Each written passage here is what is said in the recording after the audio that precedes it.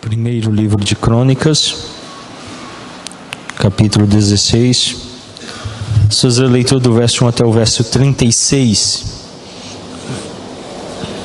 Primeiro livro das Crônicas, capítulo 16, verso 1 ao verso 36. Diz assim a palavra do Senhor. Introduziram, pois, a arca de Deus e a puseram no meio da tenda que lhe armara Davi. Trouxeram holocaustos e ofertas pacíficas perante Deus. Tendo Davi acabado de trazer os holocaustos e ofertas pacíficas, abençoou o povo em nome do Senhor.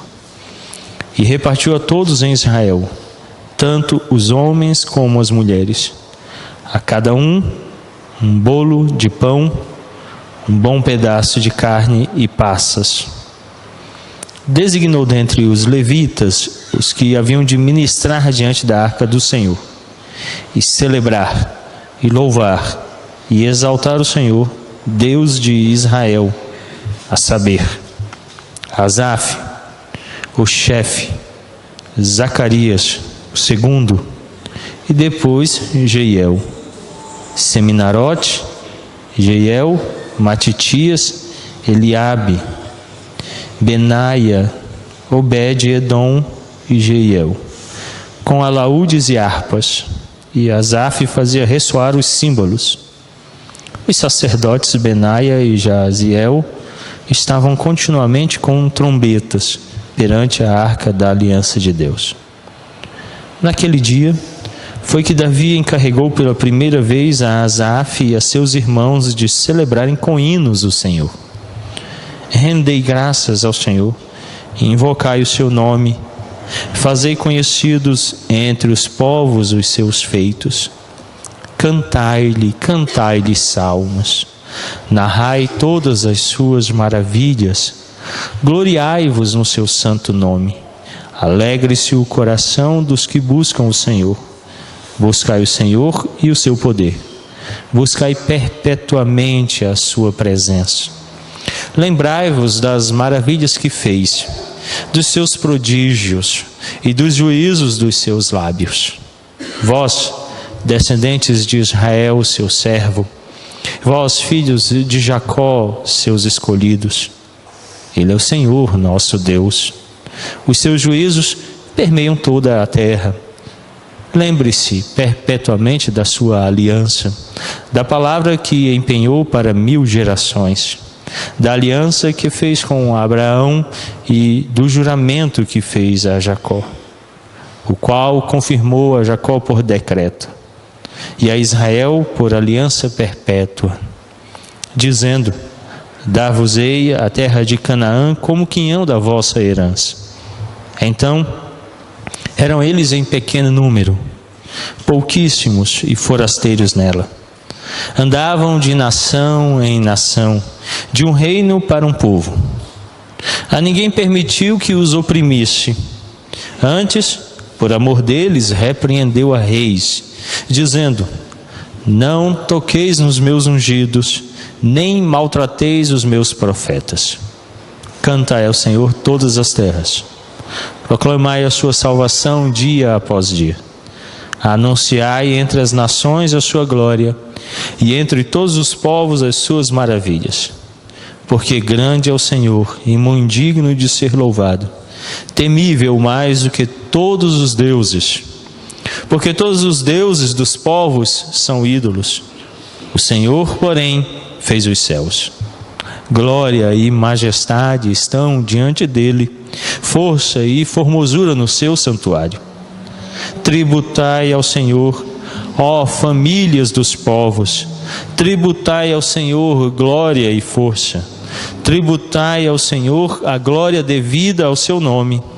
Trazei oferendas e entrai nos seus átrios. Adorai o Senhor na beleza da sua santidade. Tremei diante dele todas as terras, pois ele firmou o mundo para que não se abale. Alegrem-se os céus e a terra exulte. Diga-se entre as nações: reina o Senhor. Ruja o mar e a sua plenitude. Folgue o campo e tudo o que nele há. Regozije as árvores na presença do Senhor, porque vem julgar a terra.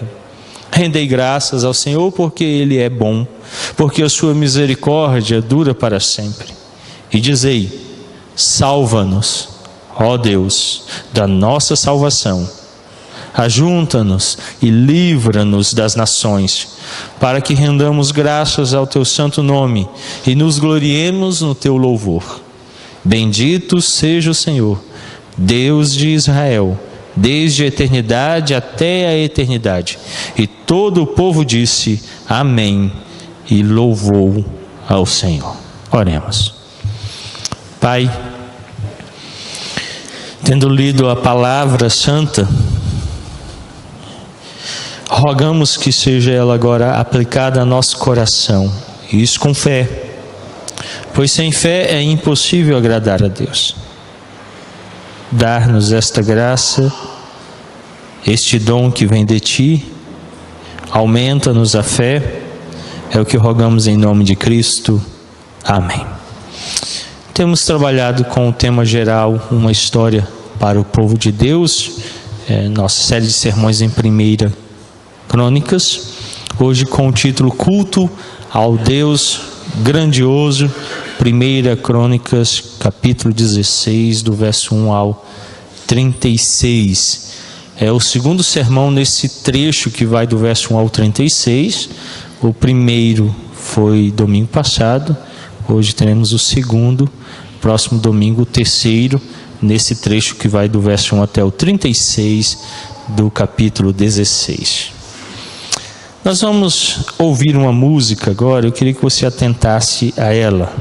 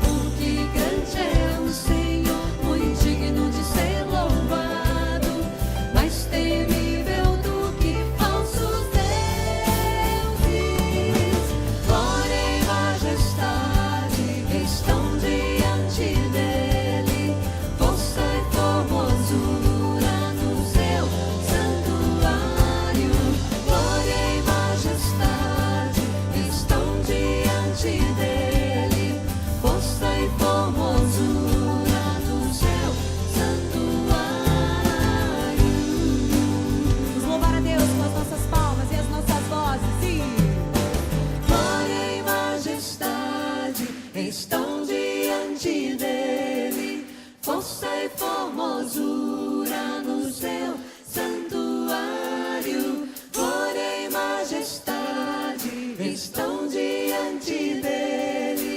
força e formosura no seu santuário, glória e majestade estão diante dele, força e formosura no seu santuário, glória e majestade estão diante dele, força e formosura no seu santuário.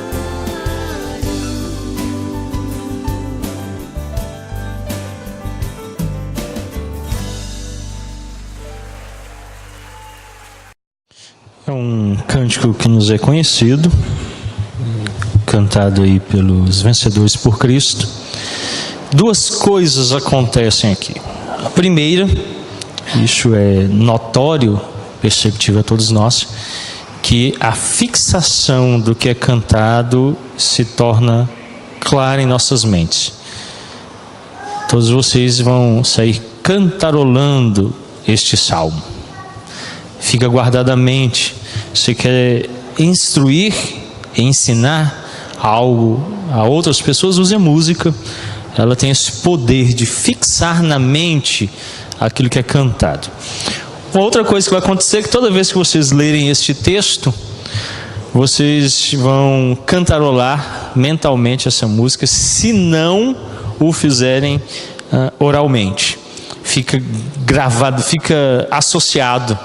Eu mesmo, quando leio esse texto, começo a cantarolar este cântico aqui mentalmente. Isso me acontece. É o poder da música. Por isso que Davi ordenou que celebrassem ao Senhor com hinos. Foi a ordem que ele deu a Asaf nesta ocasião. O pano de fundo desse escrito é o período pós-exílico. O povo tinha saído lá do exílio e estavam agora retornando para Jerusalém. O desespero pelo fracasso visível de Zorobabel e outros em inaugurar o reino messiânico em Judá, previsto pelo profeta Ageu e Zacarias, serve de pano de fundo para o que está sendo relatado pelo cronista. A adoração não era totalmente centralizada em Jerusalém nesse tempo. Os sacrifícios eram realizados lá em Gibeão. Você pode ver isso em 1 Crônicas 16:39. Os levitas ficaram somente com os deveres musicais, é o que mostra o verso 4. Então não havia ainda uma centralização da adoração. Exclusivamente aqui acontecia a adoração musical, mas os sacrifícios ainda estavam acontecendo em outra localidade. Ainda estava se organizando o que dizia respeito ao culto. Agora, na tenda temporariamente armada por Davi, é onde estava a arca, representando ali a presença santa de Deus. Os levitas então tinham de ministrar, celebrar, louvar e exaltar o Senhor, é o que diz o verso 4. É possível que os três principais salmos listados aqui em 1 Crônicas 16, começando no verso 8 e indo até o verso 36, correspondam a cada um desses deveres que foram exigidos dos levitas. Esses três salmos que são reunidos aqui, parecem estar apontando para a ideia de que eles deveriam celebrar, louvar e exaltar a Yahvé. Então, é possível que esses três salmos estejam ligados, cada um, ou os três, a essas três atividades exigidas dos levitas ali em momento de culto. O cronista então começa com uma nota introdutória, onde designa o cântico como um hino de ações de graças ao Senhor. Veja o verso 7. Naquele dia foi que Davi encarregou pela primeira vez a Asaf e a seus irmãos de celebrarem com hinos o Senhor. Então ele convida a igreja a adorar a Deus com hinos. Nós já vimos anteriormente a posição errônea que tem se introduzido no presbiterianismo, de que não se deve adorar a Deus com instrumentos musicais ou com estilos musicais diversificados. O extremismo algumas vezes de até exigisse cântico a capela somente. essa não é a posição bíblica. Nós vemos a ordem para o uso de vários instrumentos e também estilos diferentes de música. E aqui eles são ordenados a adorar a Deus com música. E essa música, ela é dirigida aí pelos 3 salmos que são registrados aqui, colhidos pelo cronista ou editor deste livro e transformados em um texto corrido que tem início no verso 7 e vai até o verso 36. Esses 3 salmos vão compor então uma adoração de ações de graças quando o culto estava acontecendo.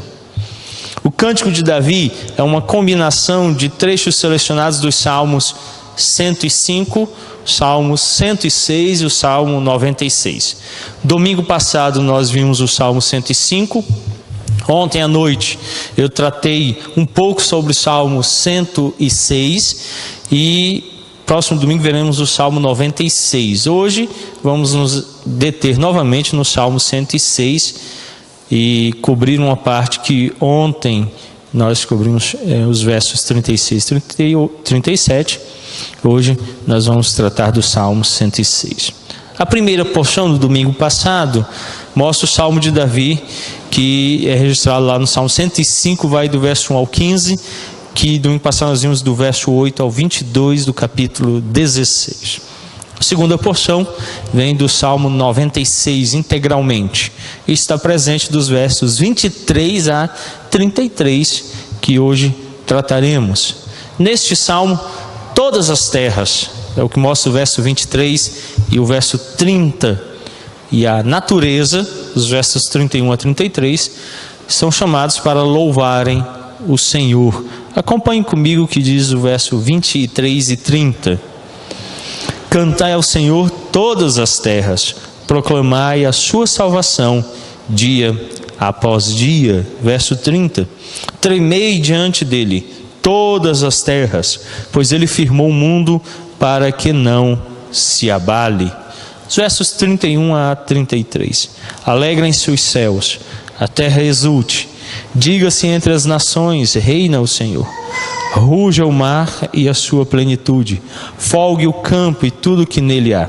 Regozijem-se as árvores do bosque na presença do Senhor, porque vem julgar a terra.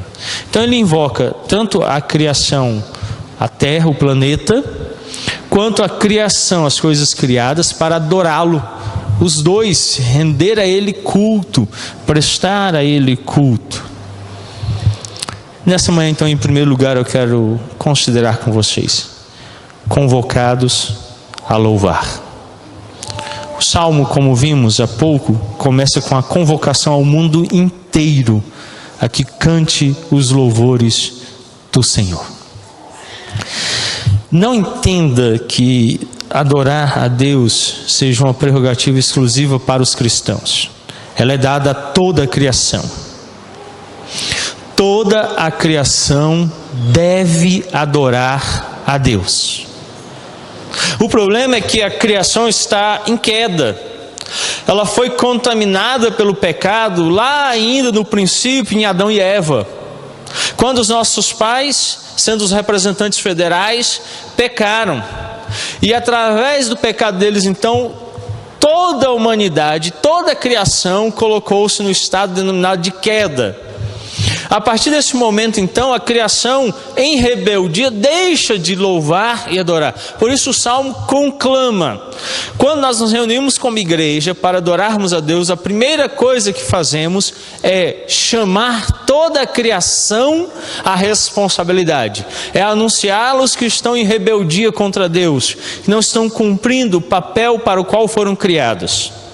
O Catecismo Maior de Westminster, que resumindo a fé presbiteriana, declara na pergunta 1, qual é o fim principal e supremo para o qual o homem foi criado? Responde que fomos criados para glorificar a Deus e gozá-lo para sempre. Não importa o homem, mas o homem foi feito, a humanidade, para dar glória a Deus. E quando nós nos reunimos, nós chamamos a todos os homens para que rendam louvores a Deus. Isso fazemos anunciando a eles juízo, porque estão em rebeldia, ou redenção, quando creem no nome de Cristo e, crendo, se arrependem dos seus pecados e passam a servi-lo em novidade de vida. Então, somos convocados para esta tarefa, uma tarefa por demais grandiosa. A ordem dada aqui é para que os eleitos cantem. Então o salmista agora vai passar a um grupo mais específico, a um grupo de pessoas que foram chamadas exclusivamente para louvar ao Senhor. Veja o que diz o verso 23: cantai ao Senhor todas as terras, proclamai a sua salvação dia após dia. Então os eleitos agora devem fazer uma proclamação diária. O culto, ele é claro, tem esse momento solene de reunião específica, na qual invocamos Deus, prestamos a Ele culto, mas o intuito é que esse momento nos capacite à vivência diária, uma vivência que vai ser estendida pela semana, pelo dia a dia, pelas nossas relações interpessoais, vão alcançar o nosso trabalho, nosso estudo, nosso relacionamento emotivo, e vai se espalhar em cada pormenor do seu ser. Essa música, diz o salmista, deve ser apresentada àqueles que hão de ouvir a salvação. Por isso essa música deve apresentar a sua salvação. O verso 23 diz isso: proclamai a sua salvação dia após dia. A igreja tem mudado o status para o qual ela foi chamada, que é anunciar a salvação de Deus. Não é uma salvação, nenhuma entre outras salvações, é a salvação que vem de Deus. Sua salvação denota uma salvação específica, que procede de Deus, uma salvação que Deus concede, uma salvação que Deus dá. A igreja precisa cantar a salvação. Isso significa cantar a obra da redenção, a obra de Cristo, consumada na cruz. A igreja precisa restaurar a música, chamada hoje música gospel, tão em voga entre os evangélicos, denota algo que não diz respeito à obra redentora de Cristo, mas muitas vezes fala sobre sentimentos humanos, sobre sonhos humanos, preceitos humanos. E a igreja deixou de cantar a salvação de Deus. A igreja deixou de anunciar a mensagem salvadora procedente do Senhor. Mensagem essa que deve ser anunciada a cada homem, a cada pessoa, a fim de convocá-lo a adorar Deus, invocando lá no princípio aquilo que outrora fora a função de todos aqueles que foram criados pelo Senhor: louvar e bendizer o seu nome, mas que por causa da queda nos colocou em estado de rebelião. E agora, quando cantamos, devemos apontar isto: primeiro, que deixamos de cumprir o papel original para o qual fomos chamados, louvar a Deus, e que Ele exige isso de todos os homens. Mas como estamos em rebelião e em queda, estamos impossibilitados de fazê-lo. Ao que Ele então responde a esse estado de queda, dando-nos salvação, remindo-nos em seu Filho amado. É essa mensagem que deve ser anunciada quando cantamos, quando louvamos a Deus. Nosso louvor deve ser um louvor redentivo, que anuncia a salvação em Cristo Jesus. Essa salvação é demonstrada nos relatos de como Deus pactualmente preservou o seu povo, o povo escolhido no Êxodo, e agora libertando-os do exílio. Ao ler o Salmo 105, que vai dos versos 8 até o verso 22, você vai ver que Deus se coloca em pacto com Abraão, Isaque e Jacó.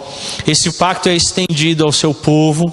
Esse povo é preservado sendo retirado do Êxodo, no exílio, no Egito, pelo Êxodo, Depois, quando eles se encontram no exílio, Deus vem e se manifesta a eles novamente como seu Deus, o Deus pactual.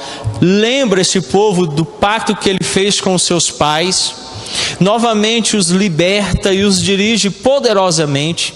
E mesmo que Zorobabel, Esdras e Neemias falhem em restaurar a nação de Judá, Deus se apresenta agora por meio do cronista e novamente os invoca a lembrar que Ele é o Deus pactual, que os preserva. Tem uma semente santa que começou lá em Adão e que está sendo perpetuada em toda a nação. Nós vimos isso na genealogia.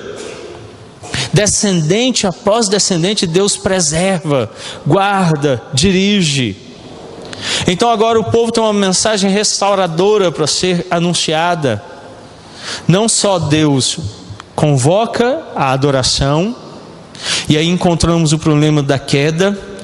Deus apresenta a salvação, mas não só Ele dá a salvação a um povo rebelde, como Ele anuncia que mesmo quando esse povo vive em rebelião, Ele os dirige, Ele os preserva e salva, como fez no Egito, como fez no cativeiro babilônico, no cativeiro assírio, e agora os está conduzindo em mão poderosa à restauração.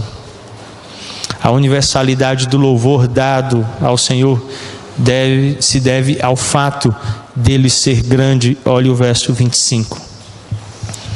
Porque grande é o Senhor e muito digno de ser louvado, temível mais do que todos os deuses. Uma nota então é apresentada. O salmista vem dizendo assim: olha, Deus os criou para louvar o nome dele.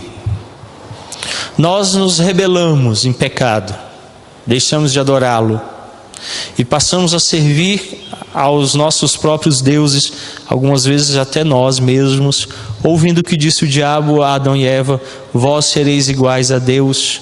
Ou nos tornamos deuses ou fazemos outras coisas deuses. A resposta dada a isso é a salvação que vem do Senhor. Deus nos salva, Ele é salvação.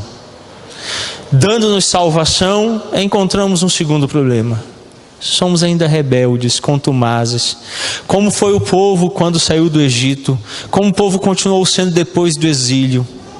Profeta Ageu e Zacarias falam sobre isso. Agora o cronista então vem e faz uma nota. Lembrem-se que o louvor a Deus é por quem Ele é. Ele é grande, Ele é temível. Nós adoramos a Deus por quem Ele é. Não depende de nós, não depende do que está acontecendo em nossas vidas. Nós o louvamos por quem Ele é. E vocês não sabem o quão agradável é ler isto. Porque grande é o Senhor e muito digno de ser louvado, temível mais do que todos os deuses. Hoje pela manhã, bem cedo, eu fui ao mercado e passei ao lado da Igreja Católica Apostólica Romana, e lá me surpreendi com uma realidade que a mim como pastor, se não fosse essa verdade declarada no verso 25, seria deprimente. O estacionamento estava lotado, a rua estava cheia, o estacionamento do mercado ao qual eu fui estava cheio, e ainda não eram 9 horas da manhã. Ontem, no Salmo 106, o salmista, como o apóstolo São Paulo faz em 1 Coríntios, o capítulo 10, declara que aqueles que adoram ídolos adoram a demônios. Ora, sabemos que no catolicismo apostólico romano, as imagens de escultura são alvo de culto, portanto adoram a demônios. Mais temível do que todos os deuses. Saber que pessoas que adoram demônios levantam-se mais cedo do que os crentes, reúnem-se em maior número do que os crentes e, pasmem, dão até mais fôlego em culto do que os crentes. É vexatório, no mínimo, sabermos isto. Mas o salmista, no verso 25, declara: porque grande é o Senhor e muito digno de ser louvado, temível mais do que todos os deuses. Não me importa se o seu Deus é a preguiça, comodismo, secularismo, mundanismo, dinheiro, sexo ou você mesmo. O seu Deus é menor do que o Deus verdadeiro. E Deus deve ser mais temido do que os seus deuses. E é por isso que louvamos a Deus. Nós não o louvamos imbuídos de uma responsabilidade social. Nós não louvamos motivados pela quantidade de crentes visíveis na igreja. Não louvamos motivados por qualquer bênção derramada sobre nós, porque há pouco já vimos que o motivo pelo qual ele deve ser louvado é quem ele é. Ele é grande. Por isso, não há no cristianismo espaço para cultos à espécie do paganismo. No paganismo, a adoração era dada pelo que era recebido ou no intuito de rogar algo. Fazia-se culto por prosperidade nas colheitas. Fazia-se culto para espantar mau agouro, tempestades, pestes. No cristianismo, os cultos não são movidos pelo que ganhamos, recebemos ou esperamos ter da parte de Deus. Nós o louvamos por quem Ele é. Então não nos importa se há saúde plena ou se estamos sendo consumidos por um câncer terminal. Deus é bom, Deus é grande, Deus é temível. A nós não nos importa se temos mantimento em nossos armários ou se nos falta o que pôr a boca no dia. Deus é bom, Deus é grande. Por isso o apóstolo São Paulo diz que sabe estar contente, tendo muito e tendo falta, porque ele encontrou paz e sossego em Deus. Não somos motivados por experiências, somos conduzidos por quem Deus é. A nossa relação de culto é pactual, ela não é temporal, ela não é momentânea. Não somos guiados por vista, mas por fé. O culto que prestamos não pode ser qualificado e mensurado pelas nossas relações com este mundo, mas ele é conduzido pela nossa compreensão de quem é Deus. Ele é grande, grande e temível. Deus é o motivo de adorarmos, de louvarmos e de nos reunirmos para bendizer o seu nome. Por isso, nem o frio nem o sol, nem chuva nem seca, nem a colheita bastarda, nem a falta dela, nem estarmos saciados ou em sede, nem quando estamos bem vestidos ou mal vestidos. Nenhuma dessas situações é que nos dão um motivo de culto. O culto que prestamos é por quem Deus é, não pelo que temos experimentado.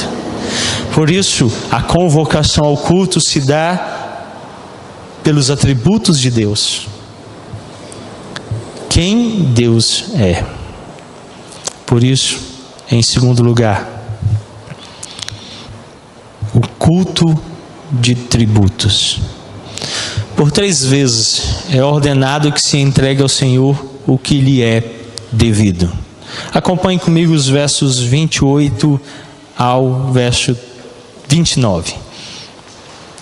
Tributai ao Senhor, ó famílias dos povos, tributai ao Senhor glória e força, tributai ao Senhor a glória devida ao seu nome. Trazei oferendas e entrai nos seus átrios, adorai o Senhor na beleza da sua santidade. A Nova Versão Internacional traduz tributai por deem ao Senhor, deem ao Senhor, deem ao Senhor. Mas o que devemos dar ao Senhor? O que devemos lhe entregar? O que lhe é devido? A pergunta a ser respondida é: o que devemos entregar a Deus? Quando nos reunimos em culto, se o nosso culto não é circunstancial, se o nosso culto não é situacional, não diz respeito ao que temos experimentado, a como temos vivido, se não somos conduzidos por vista, nem pela aparência, se o que nos dirige é quem Deus é, então quando nos apresentamos para dar-lhe culto, o que devemos oferecer a Ele? O que devemos prestar a Ele? O que deve ser dado ao Senhor? O que deve ser objeto de serviço do culto a Deus? O salmista nos diz que devemos reconhecer a glória e a força do Senhor. Isso pode ser feito de 2 maneiras no salmo.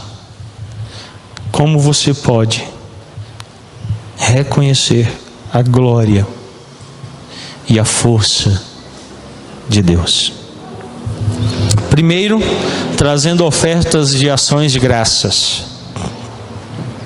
Ora, a palavra que aparece no verso de número 29, trazer oferendas e entrar nos seus átrios, a palavra que no texto hebraico denota a mesma palavra usada lá em Gênesis 4, quando Caim e Abel levaram ofertas à presença do Senhor. É o mesmo termo.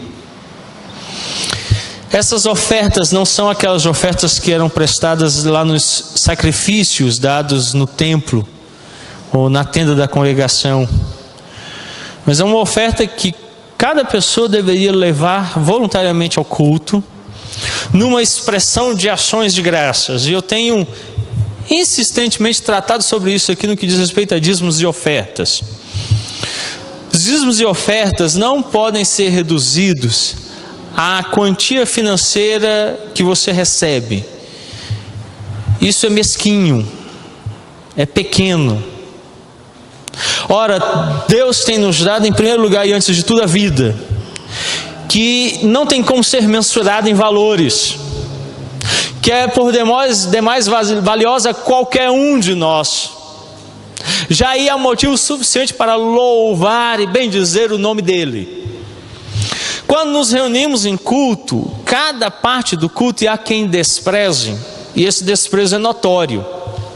Os atrasos para vir ao culto, isso é um desprezo claro a Deus. Meu irmão, eu não tenho medo, me desculpe se isso vai ofendê-lo. Quem se atrasa, e eu digo atraso é chegar depois de 9 horas, 9h01, 9h02, você tem que chegar antes, porque o culto exige preparação. É desprezo quando você não lê as escrituras alternadamente ou em uníssono com a igreja. Você despreza a palavra de Deus. Você despreza quando você não canta, quando você não adora com hinos, cânticos e salmos. Você o despreza quando você não ora. Quando há um irmão que em voz audível está orando e você não o acompanha com entendimento e fé. Você o despreza quando é solicitado que você ore e você não ora. E você fica com a mente divagando, pensando, sonhando. Você o despreza quando você, reunido em culto, não respeita a santa presença de Deus e com toda a falta de reverência age como se estivesse no pátio da sua casa, no seu quintal, na sua sala de estar. e se porta com toda a falta de respeito para com aquele que é santo, santo, santo. Você o despreza quando no sermão você não faz questão de compreender aquilo que ele pela sua palavra está dizendo. Não considera seriamente no seu coração isso, não se arrepende dos seus pecados e não pratica essas verdades. Por isso, quando nós nos reunimos, quando nós pensamos em prestar culto a Ele, isso tem que ser com a integralidade de vida. E vai muito além dos 10%, porque ora, se considerarmos o Antigo Testamento, a obrigatoriedade beirava cerca de 27% de tudo aquilo que se ganhava, tudo. Se nascia um filho tinha que dar oferta, se nascia um bezerro tinha que dar oferta, se vendia uma propriedade tinha lucro, tinha que dar oferta, se tinha salário tinha que dar oferta, de tudo tinha que dar, chegando até 27% obrigatoriamente, mais aquelas que eram ocasionais e aquelas que ficavam à mercê de quem adorava. Nós, por um princípio de conduta, mantemos nos 10%, que é o mínimo. Mas temo eu no meu coração que se seguíssemos o princípio do Novo Testamento, que cada um desse conforme estiver proposto no coração, fecharíamos as portas localmente como igreja. Nós não íamos pagar nem a água nem a luz. Mas melhor fosse que estivéssemos dando liberalmente, em ações de graças por quem Deus é, não pelo que Ele tem feito, por quem Ele é. Porque se reduzirmos ao que Ele tem feito, será esporádico o nosso louvor. Não porque Ele não faça muito, é porque não percebemos o que Ele tem feito. Dietrich Bonhoeffer, teólogo alemão, certa vez retornando da cidade para sua casa a cavalo, atalhou pelo campo e pôs-se então a cavalgar velozmente. Saltou uma cerca e tinha uma vala após esta cerca, e o cavalo tropeçou, caiu por sobre ele. Imediatamente pôs-se em pé, começou a verificar se não havia quebrado nenhum dos ossos do corpo, olhou o animal que também não tinha se machucado, novamente subiu ao cavalo e chegou em casa. Chegando, dirigiu-se ao seu pai e disse assim: pai, aconteceu um milagre. Eu atalhei fora da estrada, quando eu saltei aquela cerca da divisa da propriedade, tendo uma vala, o cavalo caiu por sobre mim, mas não me machuquei e nem um animal. Deus nos preservou. Ao que o pai dele então disse: filho, não é porque foi visível que houve tão grande milagre, porque eu montando o mesmo cavalo, tomando o mesmo atalho, saltando a mesma cerca, passei pelo mesmo lugar, o cavalo não caiu, eu não me quebrei todo, nem o cavalo, mas Deus nos preservou ali pela sua mão invisível e nem vimos a sua ação. Algumas vezes Deus nos preserva, nos guarda e nos dá bênçãos que nem podemos ver. E se reduzirmos aquilo que podemos experimentar, serão poucos os momentos de graças. Por isso as ações de graças são dadas a quem Ele é. Ele é grande, Ele é temível. Nós o louvamos por quem Ele é. Por isso, em oferta e ações de graças no culto, nós dizimamos por quem Deus é. Nós cantamos, oramos, lemos as Escrituras, ouvimos o sermão, prestamos a Ele culto por quem Ele é, não pelo que Ele faz. Em segundo lugar, adorando em sua santidade, final do verso 29. Adorai o Senhor na beleza da sua santidade. Quando nós pensamos em termos da santidade de Deus, uma coisa que devemos nos lembrar é que Ele é o único que é santo, santo, santo. Ora, o hebraico não possui superlativo. E uma forma de dar esta ênfase, então, apresentava-se na repetição dupla. Toda vez que acontecia uma repetição, ela estava dando um superlativo. Não só uma repetição aqui, mas ela é tripla. Deus é o único que é santo, santo, santo. E Ele então nos convoca em Levítico e em Pedro, a que nós nos tornemos santos como santo é o Senhor. Uma outra forma que você tem de adorá-lo, de bendizer o nome do Senhor, é tornar-se a imagem e semelhança dele, viver a santidade dele em você. O Espírito Santo de Deus nos santifica, na verdade. Quando nós nos reunimos em culto, devemos buscar a santificação. Santificação é separar-se para Deus. Em todas as áreas da sua vida você deve se separar. Separar-se para o Senhor. Santificar-se para o Senhor. Tornar-se santo para o Senhor. O culto exige que você venha e saia daqui mais santo, para que a beleza da santidade de Deus seja vista em você. Ora, cristão significa pequeno Cristo, ou seguidor de Cristo. Ao cultuarmos a Deus, devemos nos tornar seguidores dele, devemos manifestar a presença de Cristo em nós. As pessoas devem olhar e ver em nós pessoas santas. O culto deve produzir em nós santidade, e a beleza de Deus será vista em nós. Quando nós estamos reunidos, devemos, portanto, entregar a nossa própria vida, como diz o apóstolo São Paulo, a Epístola aos Romanos, do capítulo 12, um sacrifício vivo. É isso que devemos ser, para sermos santificados e a glória de Deus brilhar em nossas vidas, pois fomos chamados para glorificá-lo e gozá-lo para sempre. Curva sua fronte, feche seus olhos, vamos orar, vamos falar com Deus.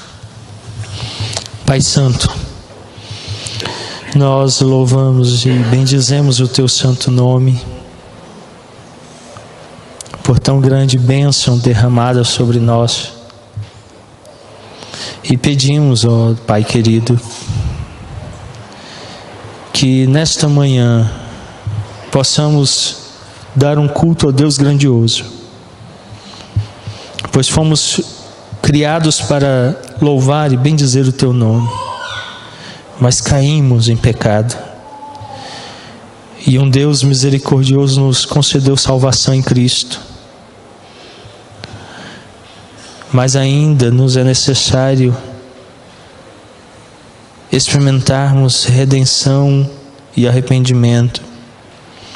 Então somos chamados a nos arrepender, pela exortação dada nesta palavra, e a praticarmos então um culto verdadeiro, louvando, bendizendo o Teu nome, com ações de graças, em uma vida de sacrifício vivo a Ti, ofertando o nosso ser, os nossos dons, talentos e tudo que possuímos ao Senhor, para louvar e bendizer o Teu nome, sendo assim santificados, e Cristo brilhando cada vez mais em nós, há de anunciar ao mundo que Tu és grande e temível.